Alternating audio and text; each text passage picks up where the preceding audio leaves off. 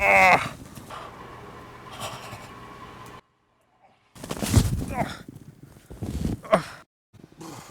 going to tell you about the basics of how you dress when you're riding in the wintertime. First of all, the big thing is layers. It's all about dressing in layers. You got your base layer, your mid layer, and your outer layer. Now with the layer system, basically the base layer, you want to have some kind of a wicking material, some kind of synthetic material, nylon or whatever. You don't want something like cotton because moisture is your enemy when it's cold. Because if you start sweating, which a lot of times you will if you're dressed appropriately, you're going to get a little warm, you might sweat, and you got a base layer that's going to absorb all that moisture and keep it there. You got a wet shirt against your body, you're going to be even colder than you should be because of that. So you want a synthetic material, some kind of a nylon material, polyester, something that's going to wick away the moisture, take it away from your body. That's your base layer. Now the next layer is your mid layer. Those are mid layers. Those are your micro fleece or your fleece layer, your wool layers. This is the layers that keep the body heat in. That's what they're all about, keeping the body heat in. And this can be a couple of layers, a few layers, based on your preference.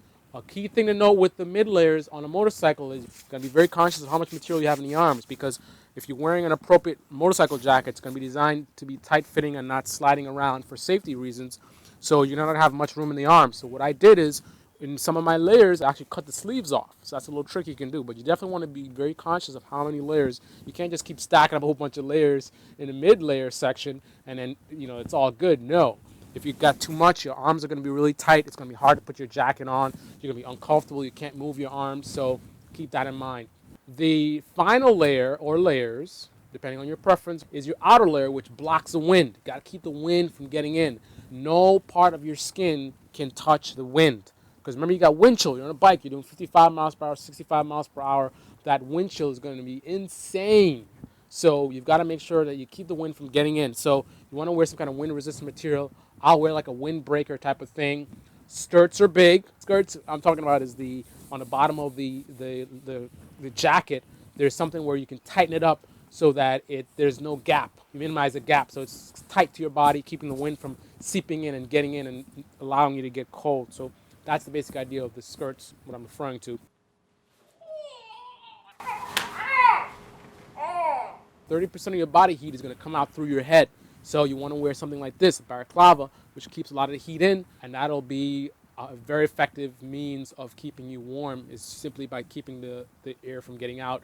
Now the helmet does a lot of that on its own, but it'd be good to have a balaclava underneath as well. And also remember you want to be windproof, right? You don't want to let any wind go in. So you wear something like this, it's going to keep the wind from touching your neck. You also get some of them that have like a bib, which is wind resistant, that goes inside of your jacket. And again, this is a big issue, is wind coming in underneath your helmet. You got to be very conscious of that. There's a system of your body's own heat regulation that you need to be aware of. Now, a lot of times the reason why you have cold hands and cold extremities is because you've got to protect your torso.